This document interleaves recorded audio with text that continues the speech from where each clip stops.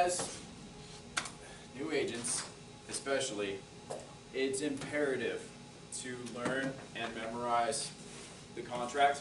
Hey, Joe, would you mind coming over here so we can have like a little, or you can stay over there with your foot. Yeah, I got my knee, yeah. Yeah. The contract itself is our, it's how we make our living.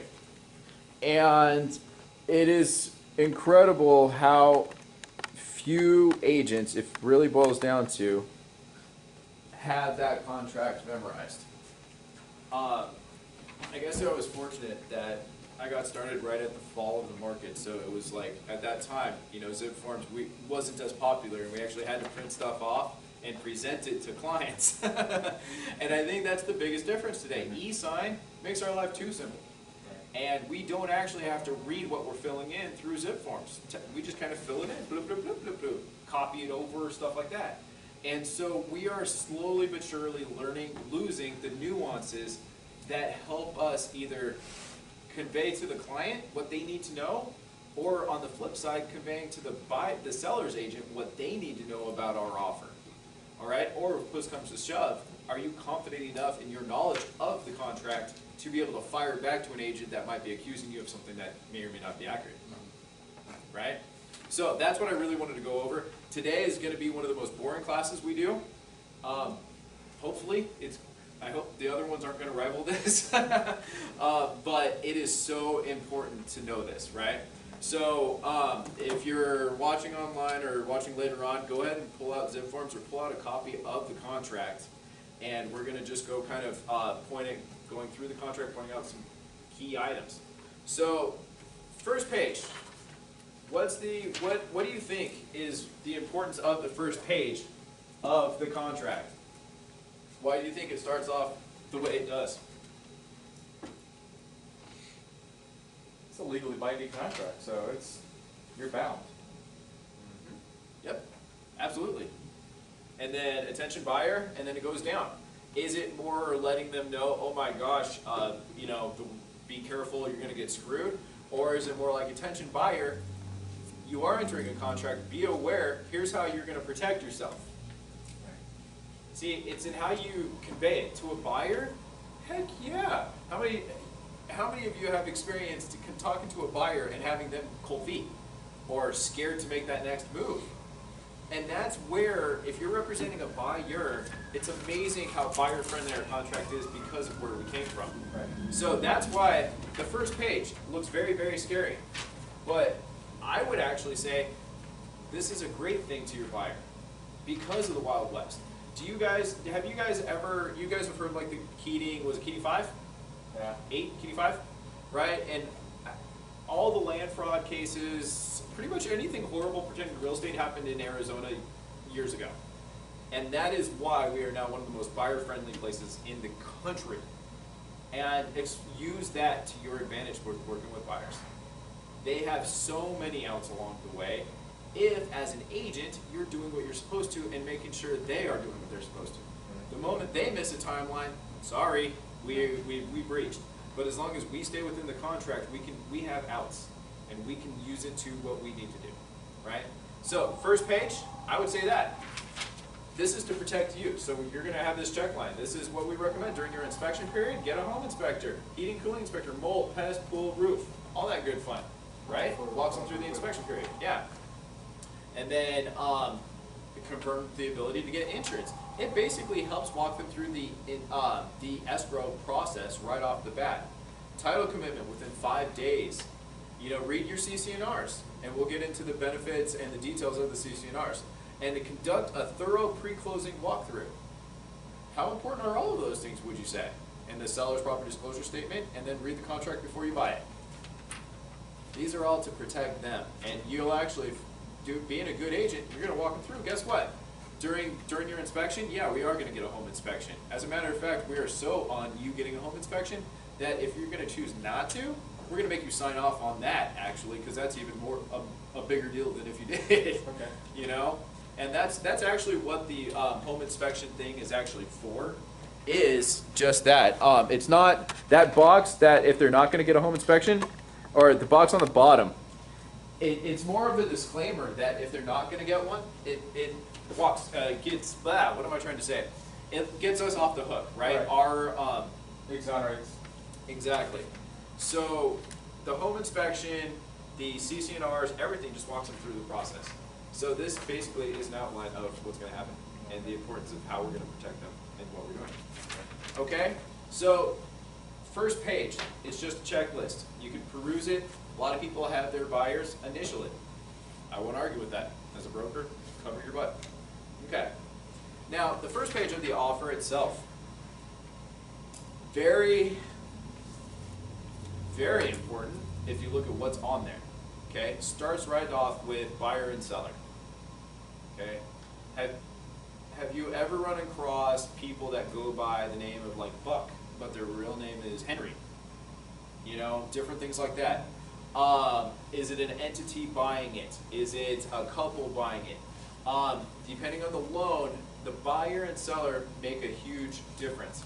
To make it easy, I always ask people, how are you planning to take title? Let's go ahead and just do that here, because that's what everybody's going to use. When it gets sent over to title, they're going to use this. The lender, everybody's going to go off the offer. So if you just start off with, you know, Robert M. Hendrickson and Catherine R. Hendrickson, because that's what they're going to take title as, it just makes everybody's life easier. Right? Seller. Seller is tough. Right? How many times have we encountered, for example, trustees, right? People passing away, kids inheriting homes, having to deal with a company, right? That is the importance of the title commitment and everything else that comes along the way, because when you're dealing with a company or estate, the buyers are trusting that the sellers are the sellers, that the sellers are right? Be on the lookout in the future for going on listing appointments for people that might appear fishy, who might not actually be the seller or owner. That's known to be one of the fraudulent things, is people putting themselves out there as the owner of a property for rental or an owner of a property that's for sale, trying to get deposits and things like that. Okay, so the seller, that's very straightforward. And I mean, any questions on that specifically? Okay, now here's the next part. 1B is huge. Here you have the premises address, the assessor, city, county, zip, legal description. All right, now when it comes to the address and the assessor number, it's not always guaranteed they're going to be the same and line up properly. How many times you're going to come across an assessor parcel letter? How many times might you come across in the future, I own this parcel, but I'm selling this parcel too? Okay? If there ever was a place that you definitely want to input what you have, and then double check it, and then make sure when you're meeting with the buyers, double check and double check and double check. I have seen parcels get missed, second parcels, because they focused on the first one and then forgot to add the second one. There was one case where the person inputted the wrong address, but the right parcel number, or vice versa, and nobody caught it, and they actually they literally closed on a different property. What's title's responsibility? I mean, does the title take some responsibility in making sure that Yes, but it causes a hole who want that is title insurance, but they only know what they know. And if they're provided something that makes sense on the surface, or you're going to find places like Black Canyon City too. I have lots of experience with just people in Black Canyon City. The lot lines, boundaries, everything is weird. Sure. They don't have anything normal. Like, it's not a basic grid system, it's all over the place. And so you're going to find over there, people have owned properties for years. It's been handed down by generation, and some of them don't really make sense. And you have, for example, oh man, we have them like right here. You have like Squaw Valley and Squaw Valley, but then you have what were the other ones? They have like several streets with the same names. Sure. Drive versus that. There's just a lot of iffiness, right? And that is why you have the three: the address, the assessor number, and the legal description. verify all three. If all three line up properly, there's a really good chance you've done your job right, okay? But some people just say, look at the address. Some people go over everything else. I literally, and this is, I'm better safe than sorry, I will literally always have the tax records right there, and I have it, and I say, please verify that these are correct. And I flat out say, and you'll notice when in doubt, I make a joke. We want to make sure you don't buy the wrong property, because it has happened. Luckily, nobody I know, but you hear the horror stories, you know. And but in our case, there was, you know, there was one time that a parcel did get missed, and we get so tied up in this that we forget about some stupid things. That's where it never hurts to have them double check. Okay, so you got the address. Then the next part down is the purchase price and everything like that. Okay. Now, when it comes to this, you'll see I have a couple basics put in there, like deposited with title within 48 hours, right? Because that's just standard.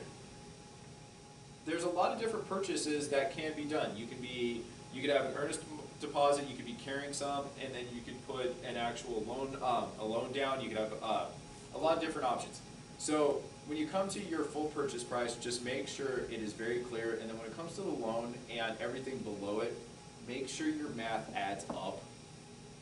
It doesn't happen very often, but we have had earnest deposits and down payments and purchase prices that don't equal the right amount. There's just the little details, right? You just want to make sure that 1B, 1C, they are as accurate can be. Right. Do your math, run it the opposite direction, okay? Here's a general, yeah. Real quick on earnest monies. I've seen in there U.S. funds, or is it critical to have that in there? Because it's not in there, and that's the only reason why I asked is just says earnest money deposited. So do you need U.S. funds in there or anything like that? That's a great question. That really depends on the buyer and seller. It's in title, I guess. You know, most of the time, it has to be converted when it comes down to the title company, and that's what makes or breaks what a lot of people do. But I have seen a couple people pay in like Bitcoin as of late. Oh, okay. I haven't experienced it, but I've heard about it, you know, so I think that at this point, that might be something to address. What forms of payment are you going to accept, or will the title company accept? Yeah, good question. Another one that we're going to talk about is what is the general rule when it comes to earnest deposit? And obviously with the buyer, less is more, and with the seller, more is more. More is more. Yeah. So, but what is the general rule? 1% typically. Approximately, yeah. Yeah. If it's under 100,000, you know, $1,000, 500 if you get away with it, but 200,000, 2,000, 2,500, that's not uncommon. It's more of a sign, and this is what we'll get into, it's more of a sign of a risk-free way of showing your clients are serious. Mm-hmm. If you do what you're supposed to, it is risk-free. Right. Okay? So earnest money is in the form of personal check, wire transfer. Again, if you're dealing with mainly local people, put in personal check. If you're dealing with mainly out-of-state people, that's what I do, wire transfer. It's just easier. You know, here at Breakthrough, we do not hold clients' money. Only in property management, for very particular purposes, do we have the trust account. It's not for purchases. Right. Today, don't hold the liability. You don't need to hold money for clients. No. Have a courier pick it up for them, have them drop it off. There's a lot of different options. One of my first clients gave me a check for $115,000 because he had to leave to go catch his plane before closing. So that was nerve-wracking. I don't like holding money for people. It's just, even though that's probably secure and there was probably nothing, I mean, there were literally, there's probably like the sweat stain in the corner from where I was holding it, you know? Yeah. Yeah. So, all cash sale, letter of credit, sources, obviously. So on the flip side, you have proof of funds / loan, not earnest deposit, Jimmy Christmas, my side, pre-qual. Right, the pre-qual form. Right. You never want to submit an offer without one of the two. You just don't have the clout. Right. And it is fully justified for a seller to ask for proof of funds. Right? If let's just put yourself in California, right? Average home is over $1 million. Somebody says they're going to pay cash. I'd like to see that they have the cash. Now, it's not saying you're going to give them access to your bank account number or anything like that. No, it's literally just a statement that has their bank account. I mean, the institution, the name, and that they have the money. And that it's dated like yesterday. Obviously, people have cash in a week, they could spend cash. So it can't be 30 days old, you know, but it is fully justified. And same thing with a pre-qual form. You know, if you're gonna do a $50,000 deposit, sometimes sellers might want to know that you have that 50 grand. You know, sometimes people wonder, especially in this market, we haven't had to deal with a lot of sellers needing to sell to qualify for their new home. Sure. Right? So if they're saying they have $100,000 to put down on the house, do they have it in hand, or are they waiting for that $100,000? That, if I'm a seller, that's going to impact my decision, right? If not, how are they going to come up with? Do they have any money to come up with? You know, these are the other questions. So we have to do our best to present the offer, but think about the sellers. Okay, what can we do that can meet them? That's risk-free for us. That shows good faith. That'll help to get the deal done while fully protecting our client, right? And so earnest deposits, things like that, down payments. Those are the risk-free things that we can do if we know how to use them properly, right? Okay, so close of escrow. What's standard? I thought 21 days, but is that too aggressive? 21 is fantastic. 30 to 45, standard. 21 days is wonderful. If you can do it in 3 weeks, that's a good lender, absolutely. Yeah, but 30 to 45. Right now, coming back to the contingencies of people needing to sell, what, in your opinion, what would be a standard good time? Let's say Mr. and Mrs. Seller's house is on, or Mr. and Mrs. Buyer's house is on the market. They have an offer in on it. They went through their inspection period, but they're still 20 days out, okay, for their closing. So on this offer, what would be a good time period to put, like, on this one? They need 20 days to close on that one. 30 days. So 30 days on top of the 30 days? Or 20 days on top of the 30 days? That's what I'm asking. Are you going to try to do it coinciding? Are you going to wait to close on that one and then pursue this one? On the contingency, we have this much time to do this, and then we're going to close by this, right? Obviously, if that one falls apart the day before, what are you going to do about this one? Right? They'll lose their earnest money. So that's why we have the contingency addendum in here. Right. So on a standard, what is good? You know, it's kind of up to the sellers and the buyers if they can qualify for both and they can do them simultaneously. The sellers on this one won't have any problems. But if you're going to say, okay, we need 20 days on this one just to be on the safe side, and then we're going to close 2 weeks after that, that's a 20-day contingency that they're, oh gosh, we hope they close, we hope they close. Sure. So in cases like that, especially in a seller's market here, how do you make your offer look great, right? How do you overcome them needing 20 extra days when these people might not? You know, so the close of escrow date means a lot. It can sweeten a deal, it can break a deal. I mean, I've had people ask me naturally for 90-day escrows. Just a regular offer. We need 90 days to close, please. And how do you respond politely with a 90-day request? I mean, Exactly. what's the hang-up that you can't close this deal sooner? Yeah, yeah. And their case was they had just listed their home but fell in love with our home. No offers, no nothing. So they wanted 90 days to make sure they were going to be able to get it sold. So they wanted, in their perfect world, they were actually going to get it sold within a couple weeks, right? Sure. Get an offer within a week or two, close within 21 days or so, and then be rocking. Yeah. They just wanted extra time to be on the safe side. Sure.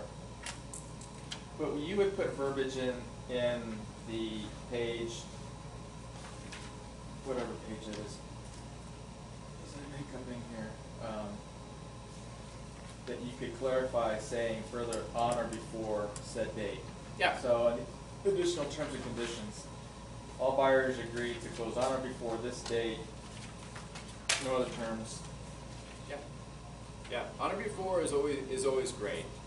But getting everybody on board title to use it as truly a before date is tough because they typically use it as an on date. So you could push though, and that's why I always like to use that verbiage.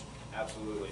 And that's where the contingency addendum for the sellers, really kind of spells out the two. It's like, well, you need to get it under contract by this date, and you're going to need to close it by this date. Otherwise, the contingency is done. Right. But that's why you try to sweeten the deal on other side. Right now, you sweeten your offer if you need the contingency because it is a seller's market. No buyer, no seller wants to wait for something else to happen, hopefully, for this to happen.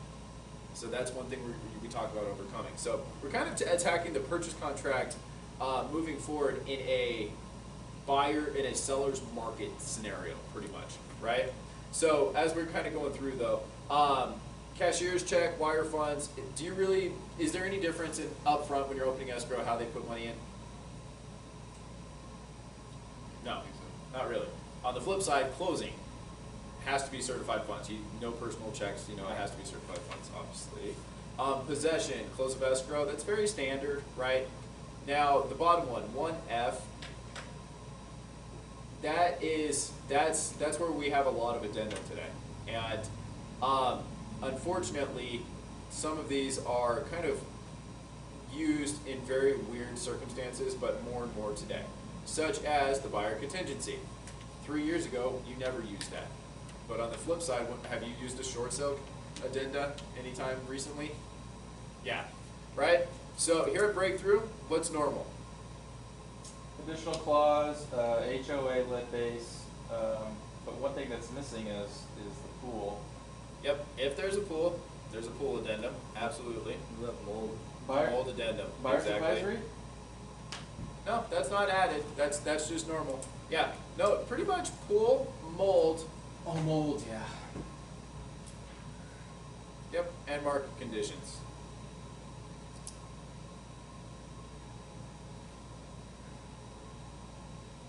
Okay, market conditions. What does it say simply? How the market, or how their home is. I've already getting market static. Yeah, it goes up, it goes down. All you can do is make the best decision you can today. Right? It's a snapshot. Mold. It's the best way to present the mold addendum. You can't see what's behind the wall. Yeah, that's how I present it is Mr. and Mrs. Buyer. The mold addendum doesn't say anything about this particular house if it does or doesn't have mold. What it basically says is that certain people that are allergic, it can be fatal. Not everybody's allergic, thank goodness. So if you do find out that there are conditions that are conducive or whatever to mold, it might be worth checking out further. Yeah. Right? And then the pool. No matter where they're at, there are always pool laws. Do they do bed bug addendum in the residential side now? Not the purchase. No. Okay. Rental, definitely. Yeah, It's that's standard rental, yes. Okay. Yeah. So the pool addendum is irrespective if they have a pool or not, they should have a pool addendum, or is it only relegated to people? It's only if there's a pool on property at that moment, yeah. But no matter what, if there is Or a a community pool, right? in the community, yes, yeah. Sorry about that, I forgot about that. Okay, so coming back to then the first page, it's very, very, very important, right? This has the main details about the property, the purchase price, and the closing date. This is the first page the sellers see when they open up your offer, okay? So right off the bat, some things you want to notice about this page that can make or break your deal would be earnest money and down payment. Okay? If they're willing to put a larger earnest deposit down, it looks great to the sellers. It shows they're serious. Okay? The close of escrow, if in a pinch, if your person can close in 21 days, you're going to win over the majority of a lot of other lenders. They can't close that fast. Okay? So that is a risk-free way to give yours an edge. Let's say you're maxed out at 215, the home is priced at 215, but you want to give your buyer every advantage possible. See how much of an earnest deposit, see how fast they can close. Right there on the bat, you have two of your best selling points right there on the surface. Okay? Selling price, well, sales price too, obviously. Okay? But we're going risk-free. All right, so next page. Fixtures. Right off the bat, I love how 1G just gives the list, and this list is always growing, always. And wall-mounted TV and bracket. I remember when that was a thing, because the general rule up until a few years ago was that if you had to unscrew it to take it with you, you don't take it with you. Yeah. Right. TVs were never attached to a wall, but now they are. So, how many of you are going to leave your 60-inch TV for the No. buyers? No. So But- that was a breach of contract. It's a fixture. It's attached. No, it's not. It's our TV. And no, it's more attached. prevalent to have that wall bracket. So, but how many times is it removed? Yeah. Right. So I didn't realize that wall bracket. Yep. Has to say. Yeah, that's the general rule that you want to just stick with. It applies, but now it's applying to stuff that you may or may not think of. But that is the rule. If you have to unscrew it to take it with you, don't take it with you. And believe it or not, that's actually where ovens used to be attached to, but then they do have an anti-tip bracket, which makes it affixed. So Right. you're not supposed to take it with you. That's why fridges, washers, and dryers, they're not attached. Right. Unless it's a Viking or something, really nice built in. So, feel free to use that. It seems to work quite well. Mr. and Mrs. Seller, if you have to unscrew it to take it with you, don't take it with you. And if you have any concerns, call me. I actually had our sellers over on Harwell. They just asked me, they forgot that they had drapes in 2 of the bedrooms. Not technically attached, but to a lot of people, they are part of the home. Better be safe than sorry. Yep, so I asked, and of course these people did not want them, so they were allowed to take them. But notice it is draperies and other window coverings. A lot of people don't care. Right. Okay, so any questions on the fixtures? The other part is pool pumps and crap like that. Above ground spas, in my opinion, they're more of a liability than an asset. They're a pain in the butt. You'd think that they'd help sell stuff, maybe in other places, but not here in Arizona, Phoenix at least. All right, wash, dryer, fridge. What are some safety tips for your clients to make sure you're protecting them? I mean, you could go gung-ho about it, but what are some good practices? Pictures and serial numbers. Pictures, serial numbers, brands, As types. described in MLS also. Doesn't hurt. Absolutely. Better safe than sorry. One of our clients' very first deal, and this is where knowing your contract is key. One of our new agents, her very, very first closing, it's supposed to be a joyous occasion. Unfortunately, the seller's agent wasn't quite as on the ball. And buyers showed up. They had closed. There's a moving truck out front. And I would have loved to have been there to see this, because you literally see these people loading up appliances that they're not supposed to be loading up. Right. And literally from the agent's mouth, the buyers hopped out of the car, came running up, and literally jumped on top of the appliances and started screaming at them to stop. And yeah, lots of things wrong with that situation. Why are they still there? Why weren't they moved? Why were they taking stuff? Why was the agent there? I mean, there's so many questions about that, but perfect timing, right? And so we referred back to the contract. And this is prior to the update, okay?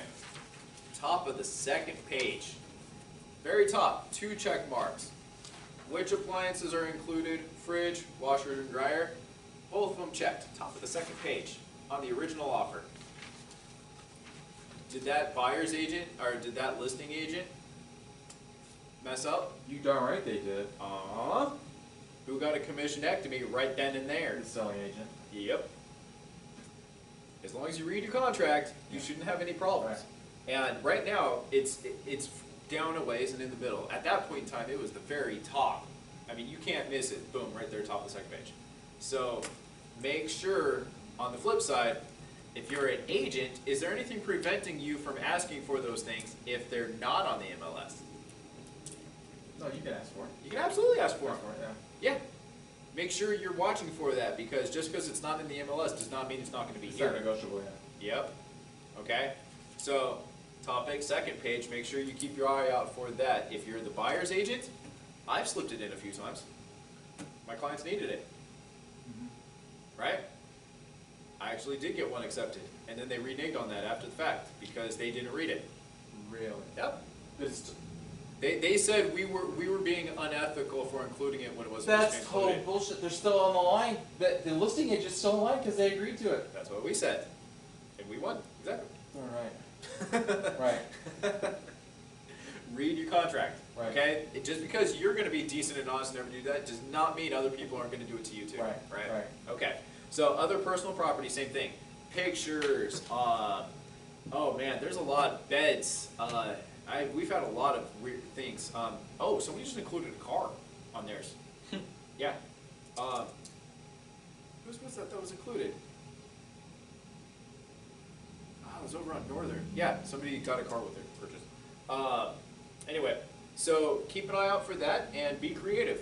There's no rule saying you can't do a lot of different things. If you both are in agreement, great. You know, I don't have, well, it didn't appraise for this much, you know, so what are you willing to do? Well, we'll throw in this or something. I don't know, you know, whatever we can do. So there's lots of negotiable things. All right. So additional existing personal property included shall not be considered part of the premises, should be transferred with no money value, free and clear, blah, blah, blah, blah, blah, blah, blah, blah, blah. All right, so gift with purchases, that's different than leaving a home trashed, okay? We've had people come after the fact that they actually left too much crap. Yeah. That's bad. On the same time, let's say you have a nice, decent Bose surround sound system. Screwed in, you know, okay? If you want to take it with you, can you? You can, Not if it's fixed. but you can up front. That's the thing. Don't, if you know something means something to you that shouldn't be there, talk to your people to take it with them up front. Yeah. Just don't even have it there for the new buyers to even remotely think about. Too tempting. Yeah. Yeah. Once they see Right. a nice Bose surround sound, they're gonna be bummed if it's not there. You know So it. take it out ahead of time. Okay. You know, even in notes and stuff like that, they'll still either ask for it, or it's gonna, just anytime the sellers have, is there anything that would be classified as a fixture or something that you guys are gonna wanna take, just do it now. You know, if they're planning on swapping out the fridge, do it now. You know, Right. any of those things, just do it now. Well, Right? a good listing agent will say the so-and-so does not convey. You know, a good selling agent will put that in the listing, so. Yep, but then make sure it's in the offer as well when you get it. All right, leased items, obviously not included, but that's the big thing about solar right now. Solar is still causing problems. Just heard about it at Tom Ferry again. Lease or buy or both? To both to an extent, but mainly leases are where it's at. To get people to qualify in conjunction. Yeah, and make sure title's on it. That's the way it happened on this last one.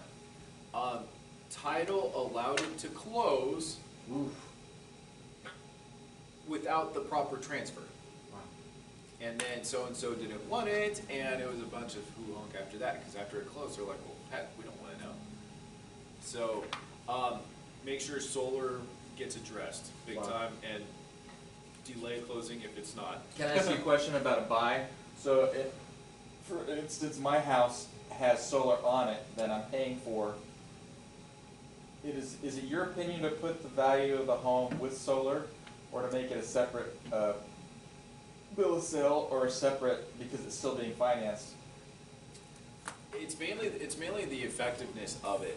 So it's with that, like say it's listed, put in, have your bills, have your lease payment, and then show the savings, if possible.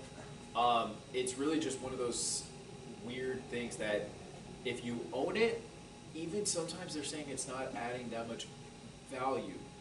Lease, it's definitely not changing much at all. Sure.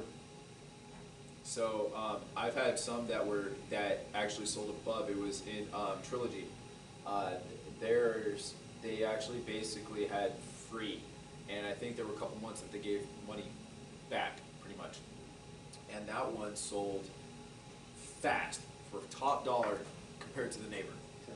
I mean, hands down. So they definitely got value for it. Right. But it was a good system, and they had it right there when you walked in the kitchen. They had their books, their utility bills, everything just laid out, showing that you were going to save $200-300 a month by owning this home. Right. So, Yeah, this solar panels do really well. My dad has it on his house, and yeah. Catch is though, the buyers on a lease have to qualify for it, yeah. and if they don't, it can. Derail it. It's not like they're easy to remove. No. Many times, you know. So they're causing. If everything goes smooth, everything goes smooth. Yeah. But unfortunately, not everyone goes smooth. Because that also affects their debt to income ratio. Can they qualify for it? I mean, there's a bunch of other crap. Yeah. Okay. So, as far as fixtures, appliances, any questions on that? Obviously, if you're trying to sweeten the deal, don't ask for stuff that's not there. But if they are providing it, and all things being equal, well, heck, go for it. If it's been listed for a long time and your clients might have a need, there you go. Instead of price, well, maybe we get the washer and dryer instead. You know, there's a lot of different options. Okay? So next, financing. Obviously, pre-qual form is there. Loan contingency we talked about. More and more and more people are needing to sell a home to qualify for a home. It was one thing to buy a $120,000 home when you were selling a $60,000, $70,000, $80,000 home. It's another thing to buy a $400,000 home and qualify for that payment without selling another home. Right. Right? So loan contingencies are really weird. And this is why you're going to see that they made it this apparent and why it's such a pain in the butt now. No later than 3 days prior to the COE, buyer shall either 1. Sign all loan documents, or 2. Deliver to seller or escrow company notice of loan approval without prior to closing stuff, closing disclosure, blah blah blah blah blah, and or 3. Deliver to seller escrow company notice of inability to obtain loan approval without PTD conditions. Okay. Now, PTD just means before they can fund, right? So, in your opinion, what do those 3 things mean in layman's terms?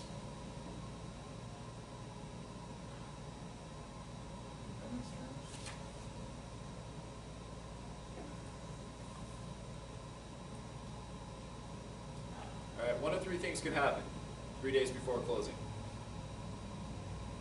Sign docs? Sounds pretty straightforward, right? Right. Second one is what? Deliver to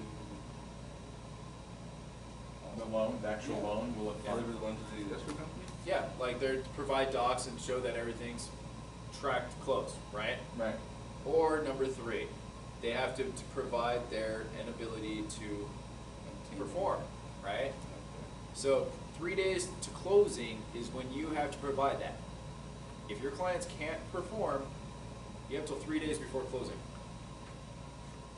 Okay? And it gets down into 2C with a little more detail, but literally, your clients have till 3 days before closing for the lender to provide that inability to perform. Isn't it in your best interest if you know what's going on to Oh, yeah. speak? Oh yeah, So you what's have to going disclose on? it immediately. I'm not saying 3 days. You don't wait until then. Say this thing is falling apart. You say, hey, you know, I need a little bit more time. Can we get 10 days? Can we get this? So that you're being totally honest and upfront with parties. Yep. No, you don't hide stuff.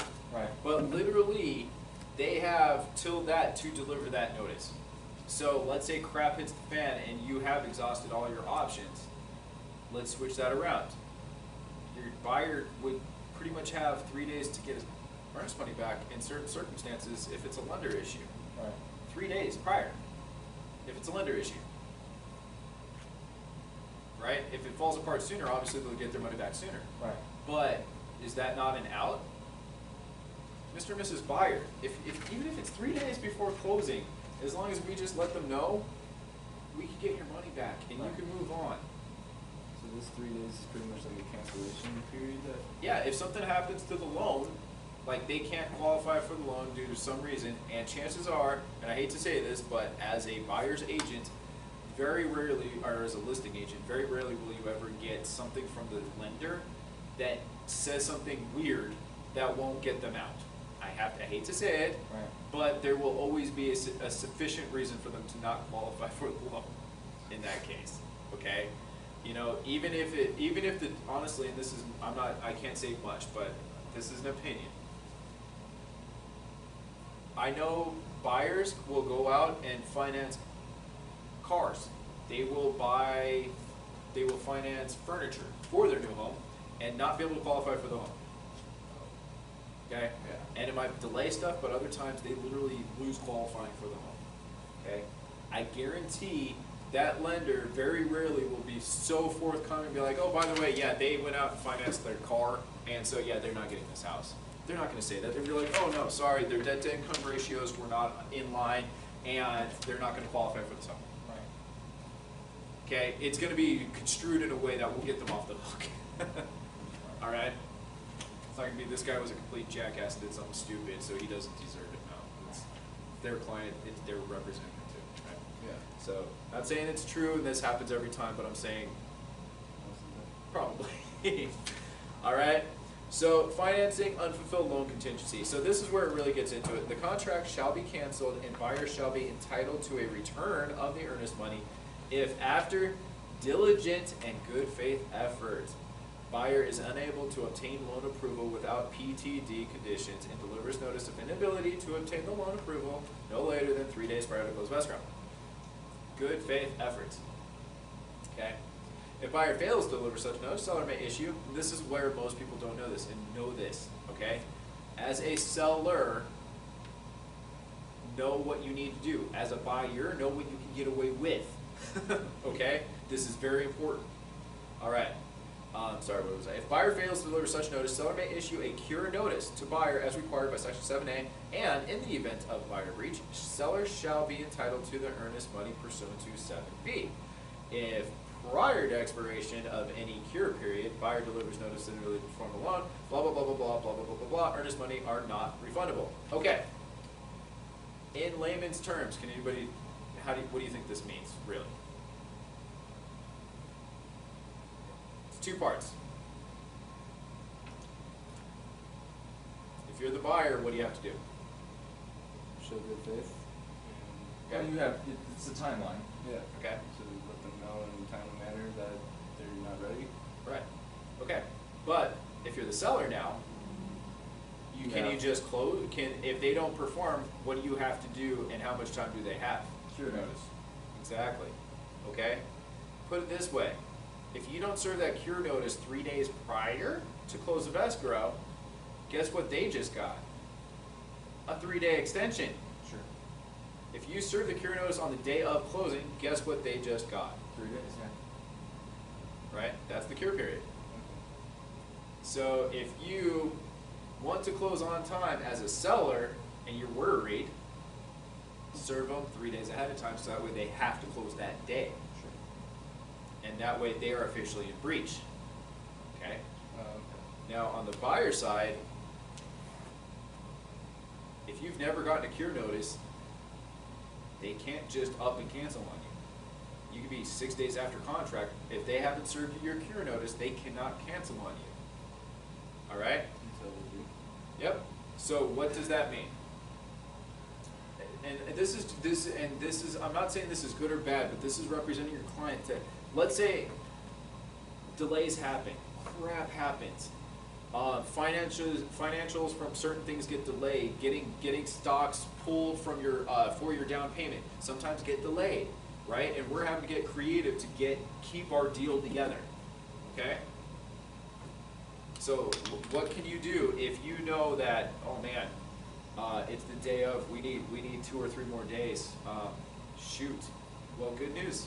Have you gotten a cure notice? You got your 3 days. That actually happened with when we closed this fourplex. We got extension after extension after extension. I think it was like the 4th extension. They're like, nope. But they didn't serve us a cure notice either. He talked to me about it, but he didn't serve us one. Right. And it was about 4 or 5 days later, they finally served us that cure notice. Well, guess what? We got our crap in order. So we were able to close that Monday. Right?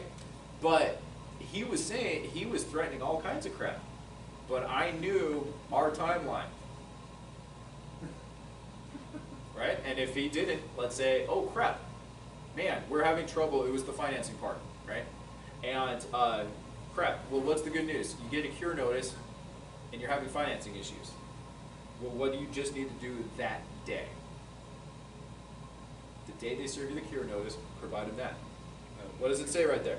Seller shall be entitled to the earnest money pursuant to Section B if prior to the expiration of any cure period, buyer delivers notice of inability to obtain loan approval, buyer shall be entitled to a return of the earnest money. So you can be completely out of breach, completely out of it, and if they serve you a breach 5 days after you were supposed to close, you can still get your earnest money back if it's a loan issue. So even if they serve you a cure notice, even in that time period, but it has to be the 3 days prior. So the two have to line up that day. Does that make sense? Right. That's how And you use just the contract. To further clarify, 3 days out would be by 5 p.m. that day, correct? Forgive me, off the top of my head, I'm thinking it's the same 0. So today is 0, 1, 2, 3. So it's timestamp, so to speak. Yeah. Oh yeah. It's date and time. Okay. Yep. Okay. But does that make sense? See Yeah. the value in knowing those timelines and how to use them? Yep. Okay. Interest rate, necessary funds. I mean, that's all pretty standard. LSU. This is stupid. I understand LSUs, but to what extent that they're making us use them today? How you have to provide them within 5 days, and how you have to keep providing them weekly and things like that. It's really frustrating. But I see why the loan status update within 10 days. That one makes sense. Sure. Because you want to know that they've jumped on their loan, and that's a huge deal. If you're going to have a closing delay, it's probably going to be either a stupid HOA thing or the lender thing.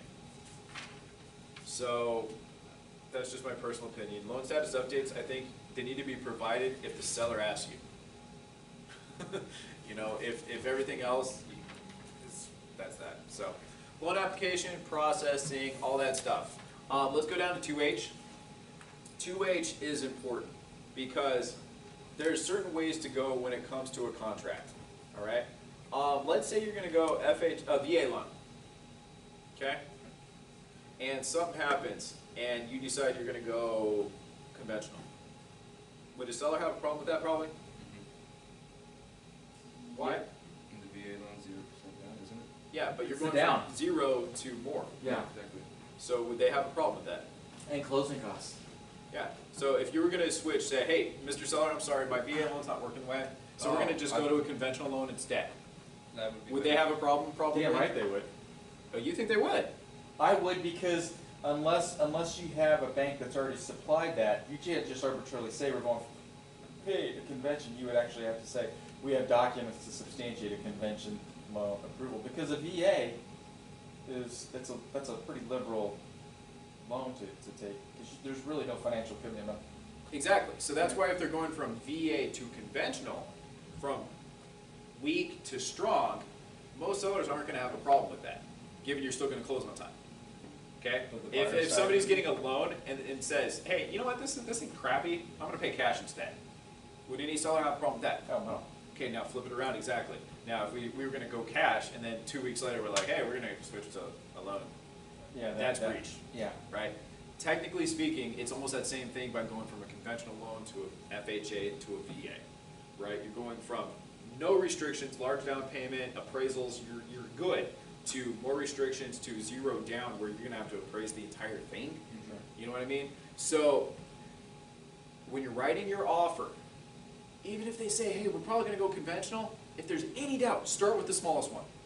Okay. Start with FHA, okay? If they're not sure, just put FHA down. All right. They will never have a problem you going the other direction. But if you come down to an FHA, they will have issues. And Okay. you're gonna have to readdress everything, Okay. okay? Small thing, but it does happen once in a blue moon. All right, so seller concessions, next part. Obviously, in a market such as today, it's huge. You know, if you can get them, wonderful. If you have 10 offers, that's a little tougher. So, what's the bottom line when you're kind of dealing with a buyer and you're explaining to them what concessions are? I mean, share what a lot of people just think concessions are. In this market, I can only speak from my experience, and that is, as strong as the market, as strong as the market is, people always want to make an adjustment on. They don't want to go on less than what they're asking for. And so my play is that you have a stronger position if you go in for a full offer and then concede here. And with a home warranty, you're getting more than what you would, and you're going to have a stronger position in terms of bargaining. That's my perspective and how I negotiate with clients. Yeah. All right. Pretty good. There's a couple different schools of thought. and it depends on the buyer, right? If you have a buyer that's just working with you, great. If you have people that are just trying to lowball for the sake of lowballing, or trying to do anything on principle, right? I just don't want to pay full price. Right. That's where you run into problems. If people are being logical about it, and you're talking about comps, and really what matters, then you really don't run into issues. I find that the people who just refuse to pay certain things for some weird reason, that's the hardest ones, right? So let's say your comps, okay? You find a home that's listed for $200,000, okay? All right. On the surface, does that mean anything? It's listed for $200,000. Is that a good deal or a bad deal? What are the comps? Exactly. I mean, it's a price. Yeah. Who knows, right? So let's say you run comps, and the average price for the sales in that neighborhood are $190. Is that a good deal? Not on the surface. Nope. But we don't know what that home is in relationship to what. Yeah. the Well, let's just say comp we ran comps, and this would be the fair value, right? Right. So we know now that we should ask $10,000 off, legitimately. is. Legitimately. Okay. So let's say we found out that the average home over here was $210. Okay. Now is that $200 a good deal? Right. Okay. So on this one, if we offer $200,000 free and clear, is that a smoking good deal? To the top one? Yeah, that's still a really good deal, right? Yeah. We paid full price, and we still got $10,000 off. Right. Okay, so let's say this one. We're dealing with this one. The home's listed right now $190,000. We know the average sales price is $190. Okay, $200,000 list price. List price $200, sell price $190. Okay, so we got some wiggle room, right? What are you going to do with that wiggle room, right? All the sellers care about is, what am I going to end up with in my pocket when all is said and done? Right. Right. All right. So if we offer $195 and ask for concessions, or Sure. we offer $190, does it really matter to them? Right. What's the net? Yeah. If Yeah. we ask for $5,000 back in concessions, it's the same offer. This one, your buyers don't have to come in without a pocket as much other than down payment. This one they do. This one they're going to finance that $5,000 or whatever it might be, for however. But to each their own. Right. To the sellers, it really doesn't matter. The net is what matters. So, in that context, we can use that to our benefit. Same thing you said. On the surface, it looks like a higher offer. First page, right? We open it up. What are they offering? Yeah. It's not until the third page, where you see, and then gets the concessions. Yeah. Right? So that is a very strategic tool. It looks like a higher off on the surface. Right. Right? Yeah. So that's a question. You have to use that to your own. Is it better in this setting to give a clean offer? Are there 100 other offers and just clean is better?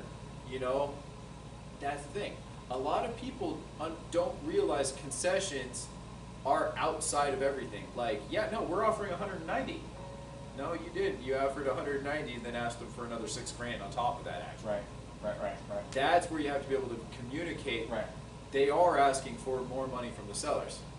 You can either go purchase price or concessions. Either way, it's going to And the other thing that will help with how you negotiate that is if the home's been on the market for 2 days versus 60 days or 45 days, your bargaining position is different there too, right?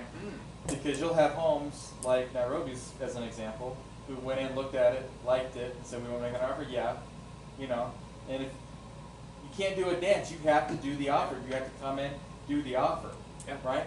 Because otherwise you're standing there with your hands in your pockets. There's been certain times where you have 10 offers, and it literally comes down to $200-300. Escalation clauses, things like that, absolutely. And those concessions, they make a difference. If they need them, great. Let's go above. If the appraisal will warrant it. Sure. If they don't need it, well, heck, would you rather just save an extra $6,000 right off the top, have lower payment? It's up to you. So just use each of them accordingly. But yeah, in a multiple offer scenario, what's the first thing that's going to go? Concessions. Right.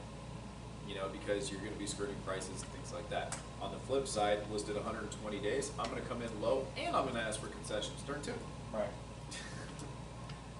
Okay. Right. So, concessions typically 3%. you know, is up to, certain loans allow up to 4 or 5, depending on the loan, but 3% is typically standard. You can either ask for a percent or you can go flat amount.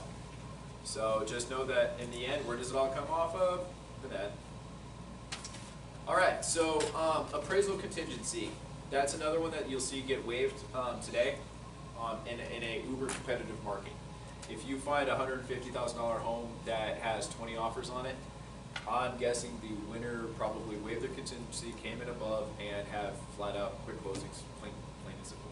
Yeah. So just be aware of that. It's something that you can do if you're really trusting and your clients have cash.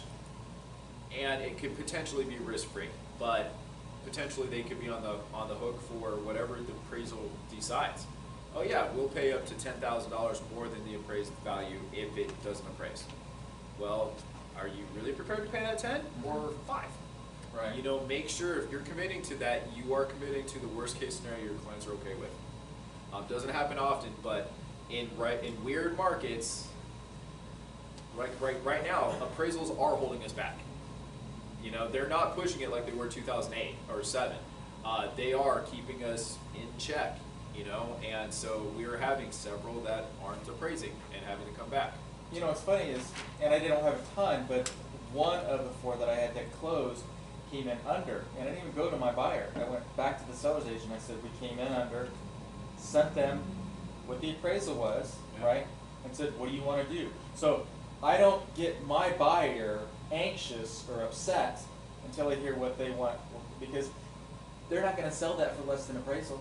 So whether they have us that's under contract, boom, we want to close this, or you want to go back, put it back on the market and see if you'll get somebody to do that. So put it on them, right? Perfect. And then just stop talking.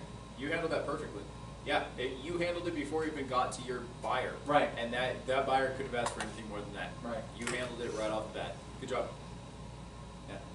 Yeah. Sometimes it doesn't appraise by like 20 grand, and you're talking to the That's sellers, huge. That's and huge, the yeah. sellers are like, well, that's less than we're okay with. Right. You know, and then you meet in the middle sometimes. Who knows? Yeah. You know, sometimes it's everybody sharing a pot. I'll contribute. Buyer, you got a 500. I got 500. You got 500. Okay, we'll meet you 2,000.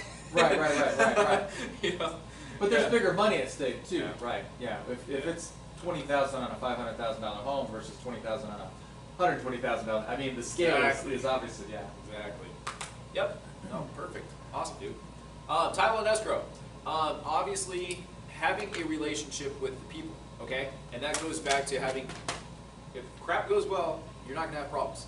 But the moment, if there's any question about where should we go with the earnest money, all things being equal, your representative miraculously helps out more than others.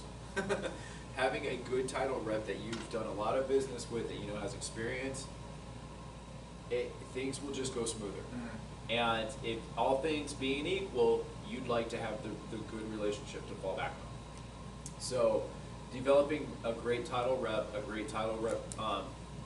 like affiliation, whether it's even just an office itself, like Security Title, they're in Surprise, we have a great relationship with them. And same thing with the Great American, with Laura when she was with them. Mm-hmm. I know twice that there were people that kind of questioned things, and both times not even a question, they took care of it. And so having a good title rep and having one that you know communicates that can pull crap through is also very important. Right. Yeah. And the other thing too that I didn't, sometimes in a deal you don't have a choice on who handles title. And one in particular, they didn't even have the contract on the day of close. And so they were asking me, and here I am, God knows what I was doing because I was in property management, and they're asking me for the contract the day of. Well, I didn't check my email. Nobody picked up the phone and said, hey, we don't have a purchase contract on file. Wow. Right? So it's not my title company, but I know they would have asked for it the first day, and they didn't have it the first day. And we were 21 day close. We were 21 day close. Okay. But still, I mean, you know, what was missing, and this is a pretty prominent title company, so it wasn't like ABC company operating, you know, Yeah. 3 employees. It was a pretty big, And and they were calling me. It's like, or emailing rather. They didn't pick up the phone and call me. It's like, what the hell is going on? So it doesn't put a high level of confidence for me to want to work with them. Beyond that, with the relationship I have Yeah, with we my title encountered partner. that this week. We didn't get a closing package for 4 days, and we called title, and they're like, "Well, we never got a commission form." I was like, "So you just never sent the closing package because you were missing the commission agreement?" Yeah. It's like, so you just held up for 4 days and never thought to call us? Shit. Are you kidding me? Yeah. Like, Yeah. This was Kim's deal, right? No, this was mine. Are you serious? Yeah. Oh, because Kim said that she had a problem because she didn't have the commission instructions. Well, she did it, but they proactively that day helped her with it. Oh, good. No, mine Oh, good. closed Oh, on good. Friday, and Okay. we called them Tuesday. Wow. Yeah, Wow. yeah. Anyway. Okay. Yeah. Yeah. There's always stories. Having a good title rep comes in handy. Yes. That's the other part too. Yeah. If it closes at 11, will a good closing person, your person, will career it out same day and get you paid that same day, if possible. Yep. Okay. So the rest of that just kind of self-explanatory too. Title commitment, title insurance. Make sure you are reviewing it, and just when in doubt, ask title. Is there anything that you saw here that I should? Because those are long reports. I mean, a full schedule, full Schedule C is 40 pages, typically. I don't know exactly what's on my head, but it's it's long. So I review what I can when possible, but when in doubt, ask title too to verify and make sure your buyers do have it. That's the cloud on title. Very rarely will things be up. That's why we have title insurance. But there's nothing small when you're dealing with cloud on title. Okay, so moving on. Earnest money. Again, that kind of goes back to what we were talking about, making sure we have everything taken care of there. Now, disclosures and everything. Insurance claims history, spuds. When it comes to all of these, lead-based paint, people have two different tracks of thought, and I'm not going to tell you which one's right or which one's wrong, okay? But just be aware that there's two ways to look at it. Number one, the spuds. Sellers. Sellers are sellers. Most sellers are good people. They want to just sell their home and buy another one. Buyers oftentimes think that they are just shady mofos out to get them, hiding everything, right? And they take the spuds and read so much into it. Are they electricians? Are they plumbers? Did your dad probably fix stuff around the house when you grew up? Probably not the greatest, but he did it. That's part of life. Right. So I subscribe to the let's look at the spuds. It is the history of this. Every seller needs to provide a history. Yeah. But I put more weight into home inspection than I do the history of the I was property. going to say that. Yeah. Sellers. Yes. Yeah. Because if he was fixing stuff with duct tape, the inspector will be able to pull that stuff out. Yeah, and over the course of 20 years at a home, what's likely they had several toilet overflows, a sink back up. Yeah. Over 20 years, it happens. Every Yeah. home's going to have leaks. Every home's going to have floods. Right. Every home in 20 years, it will happen. Yeah. So the fact that the sellers happened 15 years ago and they didn't think it was a big deal, and so they didn't put it in the spuds, are they shady? No. Did your dad plunge this toilet repeatedly and he knows that it's wonky, but he's not a plumber. Right. So read it, but don't hold them to it, and don't. It's not like a witch hunt. Mm-hmm. This is just more information. And if they say no to everything, then that highlights. If they say I won't provide anything, Right.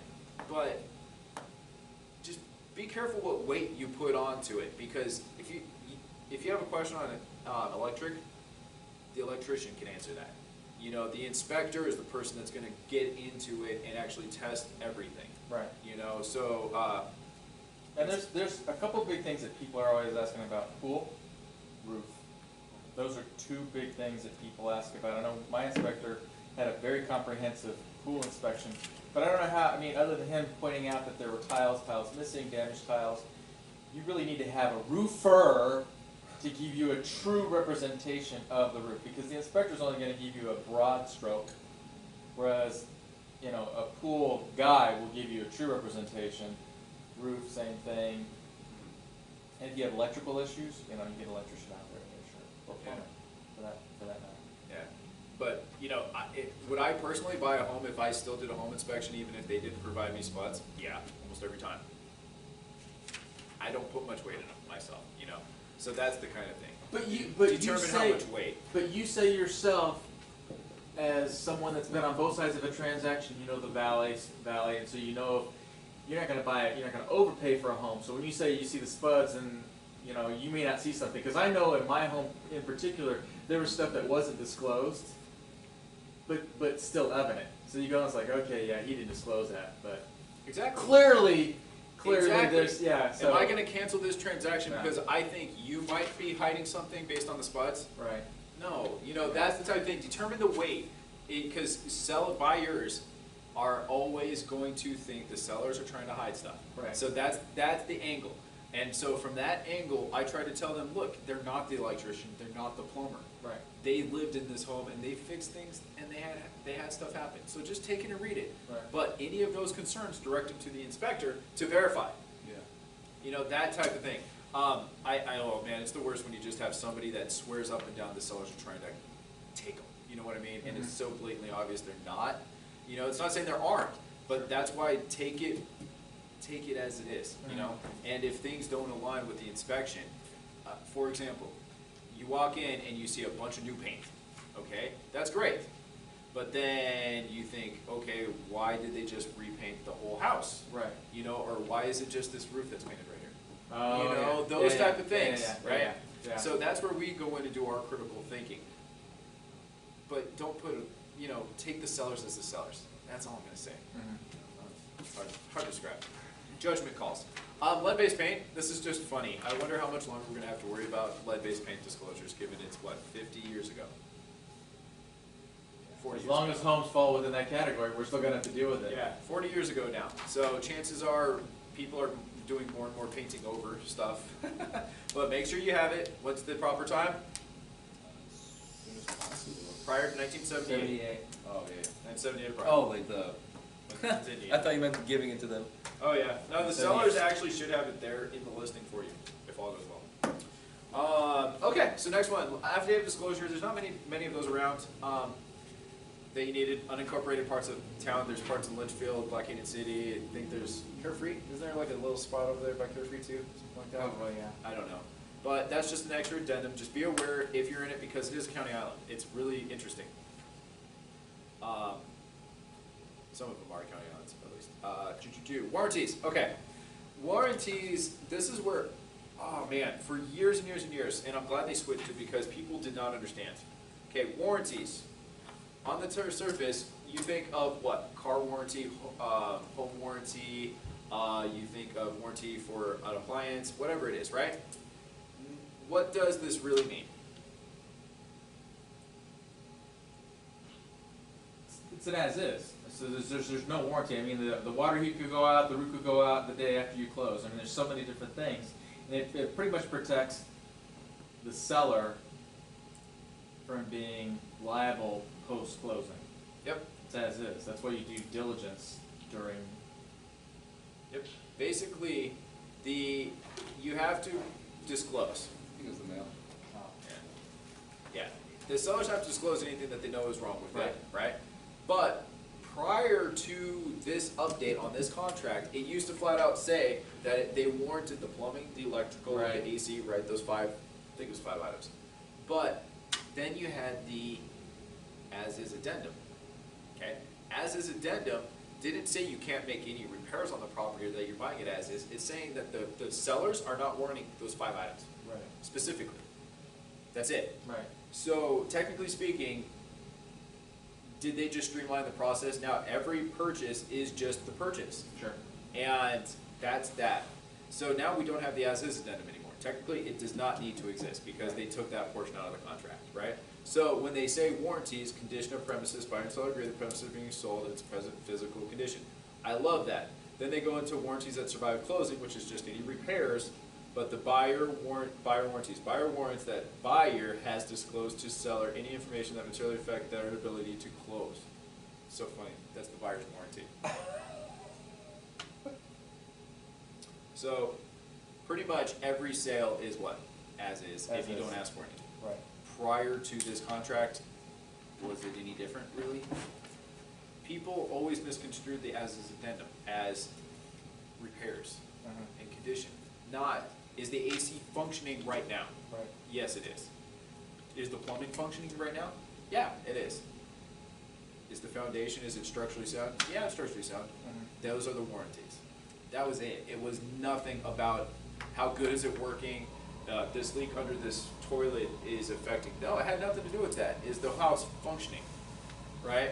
So I like how it clarified it, because I can't tell you how many times prior to this, in just 2 years, I helped agents. They're like, well, they want us to fill out the as-is addendum. Okay, but my clients don't want to buy it as is. What does as is mean to them? You know, they think it's buyer beware. You're buying it as is. As is, yeah. No. Ask for repairs. There's nothing saying you can't do that. Right, yeah. It's just saying you're not relying on them to warrant those items after closing, those Right. 5 items. Right. So this is just that. So we're talking about the warranties. Basically, you are buying the home as is, okay? But you get to ask for repairs. You get to ask for a home warranty. You get to ask for whatever it is you want. So just make sure that's the importance of doing their home inspection. We used to have an as-is addendum, which people always took as provide the as-is addendum, so we're not going to make repairs. As a buyer's agent, that's not what that meant. And I would submit it, and then I would ask for repairs. And then they would say, you can't ask for repairs. It's like, yes we can. Yes, you can. See, this right here, as of the date of contract, sold in its present physical condition as of the date of contract acceptance. You still get to ask for repairs. You still get your inspection period. You still get your appraisal. You still get all that stuff. Yeah. Okay? It's up to the sellers on whether or not they want to acquiesce on Therein their lies the repairs. rub. They don't have Or- to do a dang thing That's ever. right. That's right. That's right. It's almost like goodwill. You know, how much goodwill as a seller do you want to offer the buyer? You know, if it's a simple punch list, you say, okay, I'll give you X dollars or the repairs. And that goes into a whole different thing. You know, what is a good pincer? Do you ask for everything? Do you ask for just a couple things? What is the best method? Right. You know, Right. that's a whole other class. And you as the agent have to walk it through your buyer, because they get into a freak mode, like, well, the windows are bad, or this is bad, you know, this is bad. And then you have to strike that line between the seller's agent saying, hey, this, you know, this could go south if this doesn't go the way we want it. I'm just telling you, we're not asking for much, you know, the windows are 6, we're only asking for 35, and nothing else. Right? So we're not asking for the leaky faucet, we're not asking for the leaky toilet, we don't want this replaced, we don't want that replaced, we just want the windows, you know, and we feel that this is the best. Yeah. Yeah. Each situation, try to take as take it as far as you can. You have to sell it. You really have to sell it to both your client and the selling, on the buyer side. I mentioned that at that last class about the windows and the seal, and I wanted to get a feel for the room on who thought that broken seals were a big deal, and most of the people who appeared to have experience were all like, and then a couple of them were like, yes, if the seal's broken and it's an electric, you know, it's a power thing, and it's like, obviously you've never ran the numbers behind a window. Yeah. You know? Yeah. In And Arizona, I didn't know that too. Yeah. Admittedly. I talked to you, I talked to Dad.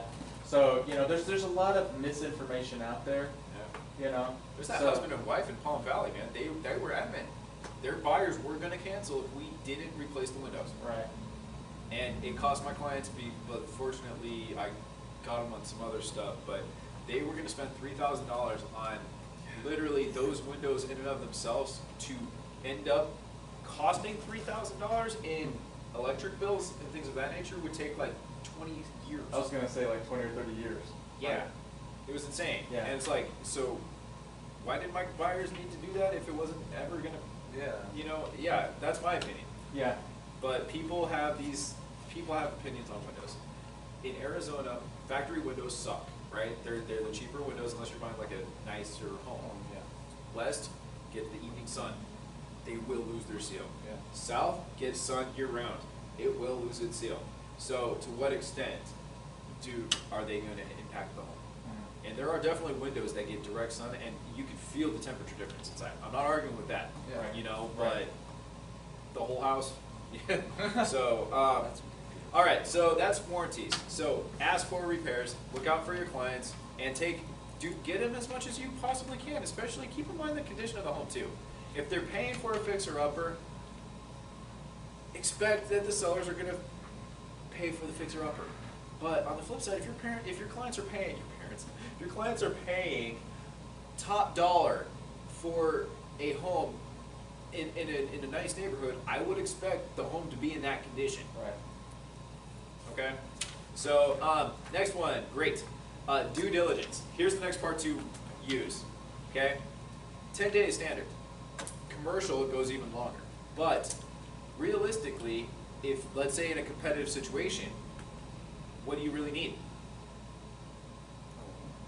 7 days? 7 days max? Max. Yeah. Max? So is this another one of those quote-unquote risk-frees that you could probably bring in just a little bit if need be to make your... Because sellers, that's one of the biggest things. Sellers, the inspection period, that is their like, oh my God, please don't bail, please don't bail, please don't... Oh, you're willing to get it done in 7 days? 7 Okay, let's do that. I didn't think about that. I've always just used because it was... Yeah.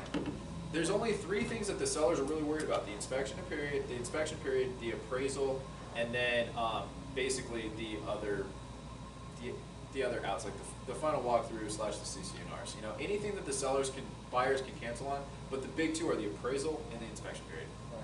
The sooner they can get done and move on, the sellers know at that point in time they're probably going to move forward. You know. Mm-hmm. Yeah. So get to that point ASAP. All right, inspection period, square footage, all this stuff that they should check out. Termites. Termites in many other parts of the country and the world can destroy homes, and pretty quickly. In certain cases, like Minnesota, Seattle, I don't know the name of them, but there are lots of different types of termites, believe it or not. Here in Arizona, they're more like a pest. It died. They're more like a pest. It would take a very serious termite issue, a fairly long time, to do some structural damage for the most part. So a lot of people that move here get freaked out. Oh my gosh, there's termites. Termites, yeah. Budget Brothers or whoever you want to use, it's a couple $100, it's a service. All right, so that's creating expectations. Just under no circumstances should a termite situation make or break a sale for the most part. Right. You know, it's would ants. On the flip side, scorpion bed, that's a different story. Yeah. Yeah. You're gonna move before the scorpion bed. All right, so inspection period. Any questions on how to kind of best use that? You know, never try to extend it if possible, because that could let trying to slow down. Yeah. All right, insurance claims. Again, take it or leave it. People that have owned a home for 20 years that have never had an insurance claim. On the flip side, that's a little questionable. I get more worried if they've owned it for a long time and they haven't, because we've had some significant storms. We've had some stuff happen. Right. Why haven't they claimed anything? Right. You know what? So that goes both ways. But keep it within reason. There's no perfect home, and microbursts happen, man. Seriously. So, okay. Sewer. In the valley, we don't have a lot of sewer, but there definitely are. I mean, sewer, septic, but there definitely are around. Certain places you might not necessarily expect, like Arrowhead, McKnight, that's a septic. Not many people would realize that whole block from 67th to 75th, from Union Hills up to Grover's, is all septic. It's on city well, but septic tank. Yeah. So, yeah, just be aware, because that is extra inspections and things like that. Sure. Swimming pool barrier regulations, that's pretty clear. Yeah. Now, what you really want to point out when you're working with your buyers is anything that's highlighted, all caps, especially. Okay? And there's a specific reason why. And as an agent, love this. And seriously, stop and spell this out to them. Okay? So, somebody else want to read it? Because my voice is kind of going right now. Oh, so 252? Yeah. Do you want to read it, Jacob, since you're in front of the camera? Yeah, I can read it. Buyer acknowledgement. Buyer recognizes, acknowledges, and agrees that brokers are not qualified for or nor licensed to conduct due diligence with respect to the premises or the surrounding area. Buyer is instructed to consult with qualified licensed professionals to assist in buyer's due diligence efforts. Because conducting due diligence with respect to the premises and the surrounding area is beyond the scope of broker's expertise and licensing. Buyer expressly releases and holds harmlessly harmless brokers from liability for any defects or conditions that could have been discovered by the inspection or investigation. Yay, we love that. And that was an entry with the 17, right? 2017's. No, there's always been these two. Okay. Yeah. But yeah, it flat out says we can't do due diligence. We're not inspectors. We're not electricians. We're not all that, man. Mhm. That's why we're the people that put you in contact with the people. You know, we're not the source. We're the source of the source. Source That of was the the source. greatest. That's right. Who said that? I forget who, but it was great. Yeah. Right? So I flat out tell them that. You know, it never fails, because what will get you in trouble eventually is you trying to be the expert on something you're not. Don't ever try to be an expert. Don't ever. If you're not, you're not. Don't Yeah. try to be. Right? I know inspectors. I know electricians. I know roofers. We know contractors. We know landscapers. We know pool people. Put them in contact with them. Yeah. Right? Okay? So I always pull that down, and I love it, right? And so that's why they have to initial there too. Okay, inspection period notices and everything. The only thing I want to specify, which is huge when it comes to inspections, is down at the very, very, very, very bottom. Okay? Inspections, notice how the timelines work, right? When is day 0? The day of accepted contract, right? Today is the day we got all the signatures and dates, and got sent to everybody. Today is day 0. Day 1, 2, 3, 4, 10 days straight, right? But 285, what does it say? Verbal. Verbals mean nothing, It means nothing. right? If you're saying that we're not asking for repairs, there you go, fine. Right. Good, because that's what you just accepted no matter what. Right. But other than that, no. Right. No, right? But you should always even say that we're accepting the premises, okay? So number 287, this is where, under no circumstances as a buyer's agent do you ever want to have this happen, okay? You never want to be surprised by the timeline.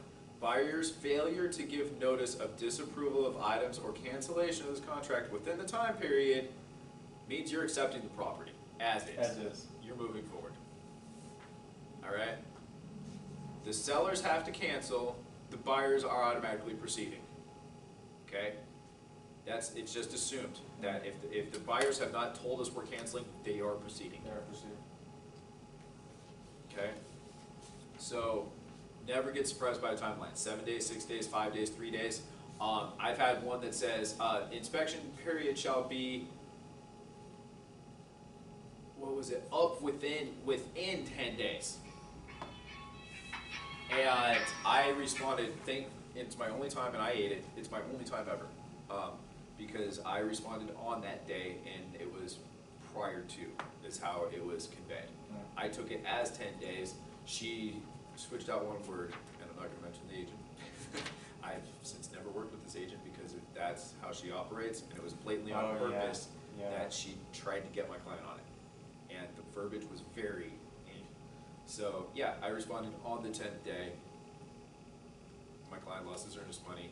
I helped him buy another home, and fortunately I was able to give him part of my commission for that one. To cover the loss. Yeah. But never get surprised by a timeline. Never get surprised by a timeline. That sucks. And nobody's responsible for that except for you. The buyer's agent. Yep. So, alrighty. Next, home warranty. This is a good question, right? And again, not an opinion, but just I'd like to know your guys' opinions. Home warranty. Ask for it, yes or no, as a buyer. Always. Okay. Always. Written in, dollar amounts, But who's paying for it? seller. Okay. Seller. I'm gonna put it in every contract, and I tell every buyer that I'm gonna put it in the contract, spell out the dollar amounts. It's gonna protect the seller, because when you work with Old Republic, they will warranty the home's appliances under the contract, and so really it's protecting them, so if the hot water heater, they're protected. Home warranty is kind of, explain to Jacob, because you know, you haven't done any home warranty things yet. It's basically leads right up to insurance, right? So insurance will take over roofs, big stuff, right? But the home warranty covers microwaves, appliances breakdown, stuff like that. So I kind of use it as the precursor to your insurance. Right. Is how I kind of describe it. But what was because in your time, I mean, heck, how many times did it save our clients in just your little period? All 4 transactions that I've had, I've used it. The one that broke down is my last one because the buyer said that he said that he had it. Old Republic said that they never got the information or blah, blah, blah, which was my lesson to make sure that the client commits to communicating what their needs are to make sure that they pay for anything above and beyond, right? Because the home warranty will cover X, right? But if you have an extra fridge or if you have a pool, it won't typically cover that, right? So those are in addition to in some cases. So whatever, it's a basic plan, but anything above and beyond, they have to pay separate, right? They have to pay separately for it. And so I got burned on it posthumously, and I won't let that happen again. So really, as an agent, you have to make sure that the buyer fulfills their commitment, making sure they don't let that lapse because it's in escrow, the money's there. If it doesn't get used, it goes back to the sellers. So you have to make sure that and you just can't say and put it off on the agent. You just have to make sure your buyer, hey, did you order your plan? You know, it's ordered, everything is, because they need that to reference in the contract with escrow. Yeah. And the contract coordinator too, that's one of the things Kathy will do for you, is order the inspections, order your warranties if you wanted to, and make sure that's all taken care of, and make sure title has it in time, all good on you. Okay, so yeah, I'm a huge fan of home warranties. You're going to see agents out there, they all have different opinions. Some agents don't. You're going to find most people in property management love warranties. Yeah. Okay, as long as it's with a good company. Old Republic and a couple others are some decent companies. Old Republic has gone to battle for us so many times. So yeah. All right, so final walkthrough, again from the buyer's side. Let's say you ask the sellers to make a bunch of repairs. When do you want to do your final walkthrough? 3 days prior to closing to make sure, in case they didn't fix it, you still get to close on time. 3 days before closing goes both sides, right? So make sure that's done 3 days in advance. But the only problem is, I've had, just like AC units go, the day of closing, day before closing, crap happens. Because of that 3-day period, I would also say if your clients are available, do it on the day of, on their way to signing or the way to closing or whatever it might be, just to be on the safe side. ACs go out, leaks happen, and 3 days before closing it leaves a lot to chance. So that's one thing I've never been comfortable with. The 3 days, mandatory, because if there's repairs, make sure they're done. Sure. But day of, even if it's by yourself, go through and just make sure it's good. Okay? Seller's responsibility regarding inspections walkthrough, yeah, exactly, they have to take care of it. Now, number 7, I like this one because this explains to your client, if things go wonky, there's a system for it. So it'll start off with a cure period, and if they don't fix it, then they're officially in breach, and if they don't fix after breach, then we can take them to the ADR, and then if it doesn't work from there, then we officially go down to courts and attorney's fees down there. And I always stress that never had to do it. You know, we've gone through breaches and cures, but we've never had to go beyond that, and I hope I never have to. And so I always make a joke about it to my clients. Right? Any questions on that? Okay. Additional terms and conditions. Every broker will have one common thing that they want you to say here. Nothing. Type in none. The only thing that things go wonky is when people write stuff. Okay? How much case law has this been built on? The other pages. How much case law has this been built on? So you don't want anything written there unless... In a perfect world, nobody should, right? This contract is wonderful. Right. Don't mess with Well, it. it's boilerplate, so that Exactly. will hold beyond anything written beyond that. So Exactly. So just try to write as little here as possible. You know, that's it. That's all I'm gonna say. You know, and don't try to make it these long drawn out, cover every single thing. You know, whatever. No, seriously, less is more. Less ambiguous, the better. You know. But you'll see agents that will throw stuff in there, and it's like, why? What? Well, what's the necessity in that? Yeah, and that's what the court will throw out because that's ambiguous. You know, it's unambiguous language, and we try to be lawyers. which by default means we're being not our normal selves and speaking. Sure. So just exactly, okay?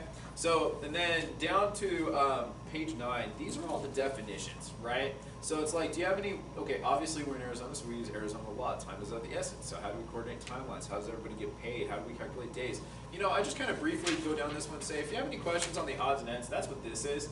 But then you get down here to, you know, cancellation and stuff like that. So if we ever need to cancel, this is how we do it. How the buyers would, how the sellers will accept offers. But then it gets down to, again, the highlighted part at the bottom, which is a more detailed itemized list of the other one, right? So it actually breaks it down to regarding financing, the conditions, square footage, lot lines, boundaries, value, rent rolls, environmental problems, sanitation, roof, wood infestation, building codes, government regulations, insurance, price and terms of sale, return. Okay, isn't that funny? They're expressly to release and hold harmless and indemnify the brokers in this transaction for price and terms of sale. I find that funny because we're realtors. That's how could, you know, that's what we do. But return on investment or any other matters relating to the value and condition of the premises. Parties understand and agree that the brokers do not provide advice on property as an investment and are not qualified to provide financial, legal, or tax advice regarding the real estate transaction. So in other words, we know how to do a transaction. We know how to write a contract and enforce this contract. The terms of it, the conditions, the price, nothing. Right. I'm just writing up this contract, and at the end of it, it will convey. It's up to you guys about the terms. Do you like these terms? That's up to you. Yeah. You know, and the condition. I'm not the expert. I'm not on any of this. I don't care what home you pick. You could bring me any home, and I'm going to help you go from here to here. Right. That's it. And that's that. So that's what you have to make sure. And try to specify that you're not. I'm an expert on this transaction, Right. on helping people buy and sell property. I don't know this house from her house. Sure. Over time, I hope to get to know both of these people, but no, you know, and that's that. Right. Okay. And so that is kind of the final thing. And then you have your timelines. And so the final part is timeline-wise. If the time is of the essence, what is the standard good time to give a seller to accept your offer? 48 hours. Too long? In a seller's market, I would give them 24. Okay. If it's a corporation or something like that, 48 is good. Okay. But no, I give them, if I think I'm going to get them the offer, I kind of put it, I even break it down to, it's 2 o'clock, I'm going to get this to my sellers this time, I'm hoping to get it back by 6 p.m., so let's give them until 6 p.m. tomorrow. Okay. That's kind of how I think, yeah. Is there a window beyond that timeline? So let's just say you don't get it back till 9. Do you still hold it to 6 o'clock? I know that's being kind of picky, but do you still hold it till 9 p.m. the next night, or do you just want to lock it in at 6 p.m., which is normal business response time? I don't hold to business response times. Like if it's 9 o'clock tonight that I got it to them, I'll look it to 9 p.m. tomorrow. Okay. Yeah. Okay. Banks, you know, if Banco and Homes, that was a whole different thing because you're Sure. waiting on the bank. Sure. But Mary Jo, they could get 3 offers between tonight and Monday morning. Heck no, you know, like, yeah, Well, then you I have want to some of make these- it, yeah. These listing agents that say, you know, any offer that's received over the weekend will not be replied by, you know, until Monday at 5 p.m. Oh, in that case, you talk to them and find out exactly why. Forever